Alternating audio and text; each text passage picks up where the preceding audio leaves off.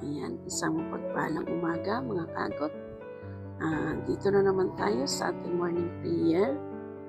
Word of God muna tayo mga kagot sa John 15 verse 7. Sabi niya dito, kung nananatili kayo sa akin at nananatili sa inyo ang mga salita ko, hingiin ninyo ang inyong maibigan at ipagkaloob sa inyo.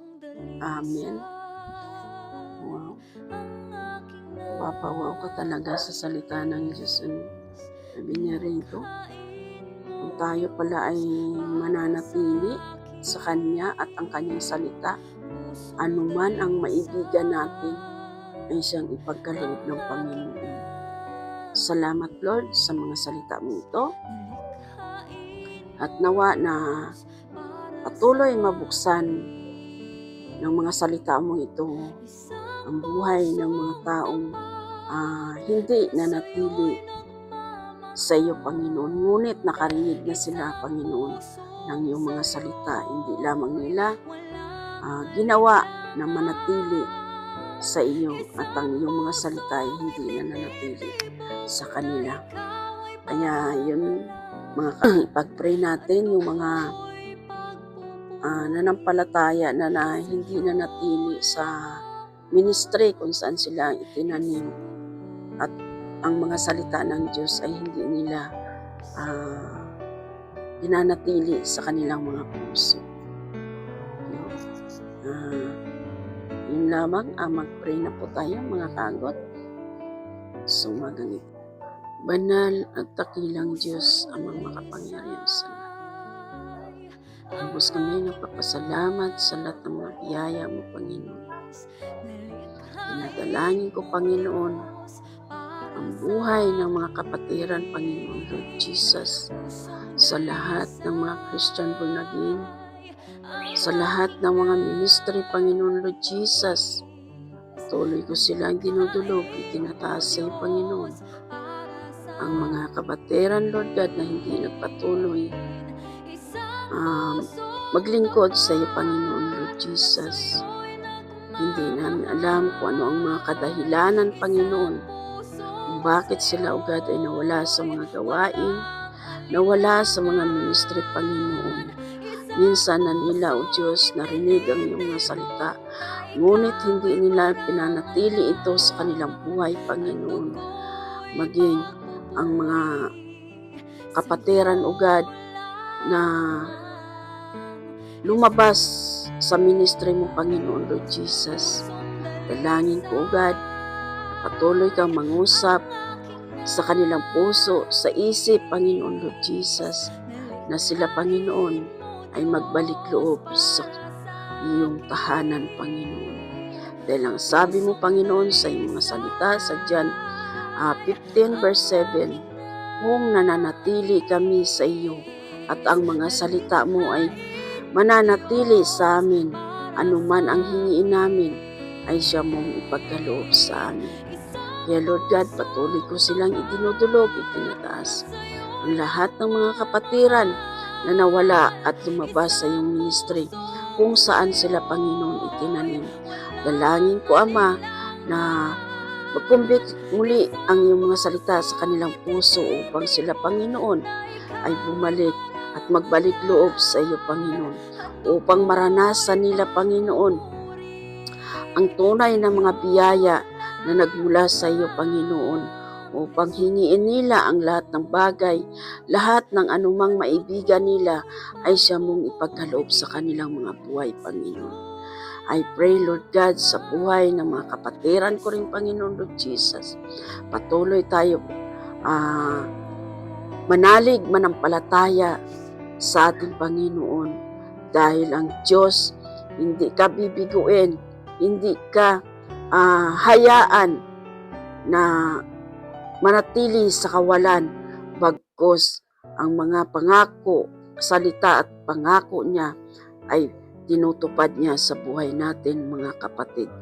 Dalangin ko, Ama, sa bawat chapter namin sa ministry, Lord God, na the wonderful task Jesus Christ of ministry sa buhay ng mga kapatiran namin sa pamumuno ng aming Bishop Aurelio Mantoy, at ang aming pastora, Lord God, Pastora Edith Lim, Panginoon.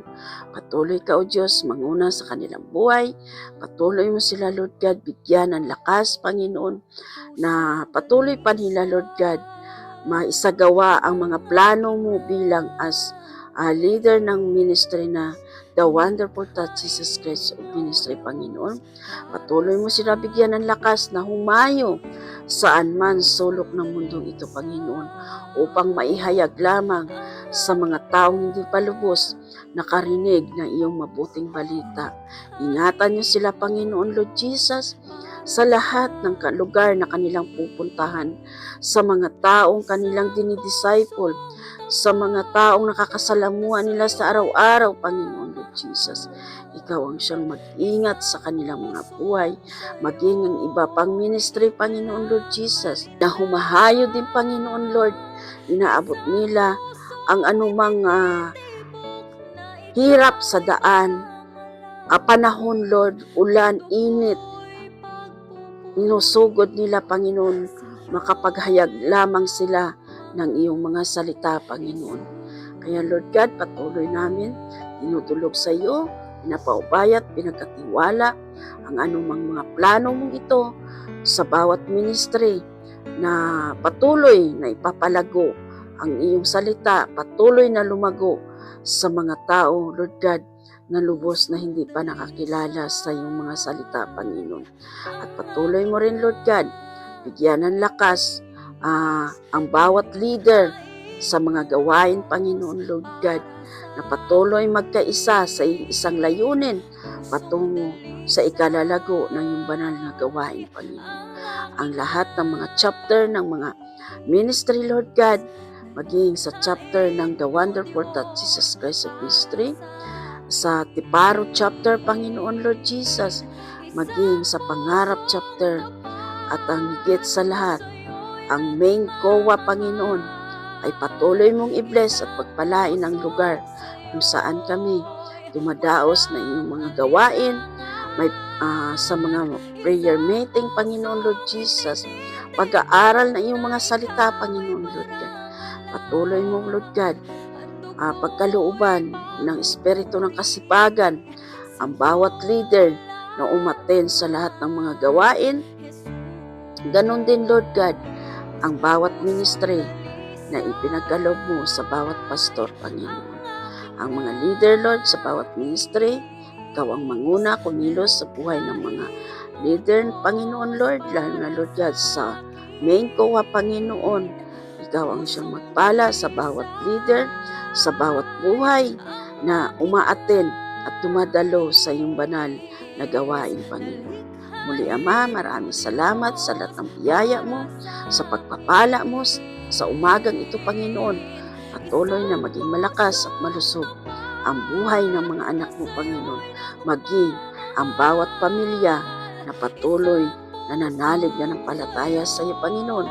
Magkaroon ng tunay na pag-ibig at relasyon sa iyo, Panginoon. Na sa iyo ang aming pag-asa na puno ng kagalakan ng aming puso dahil ikaw ang Diyos na buhay sa buhay namin. Salamat muli, Ama, sa umagang ito, sa oras na ito, sa iyong kapurihan, kaluwalhatian, kadakilaan, sa tangi mong pangalan, Jesus' name. Amen.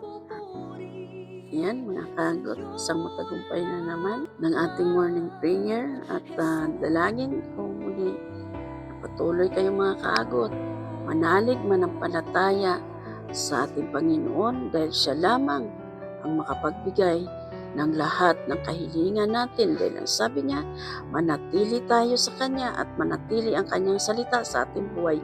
Anuman ang hingiin natin ay siya niyang ipagkaloob sa ating mga kaagot. Salamat, mga kaagot.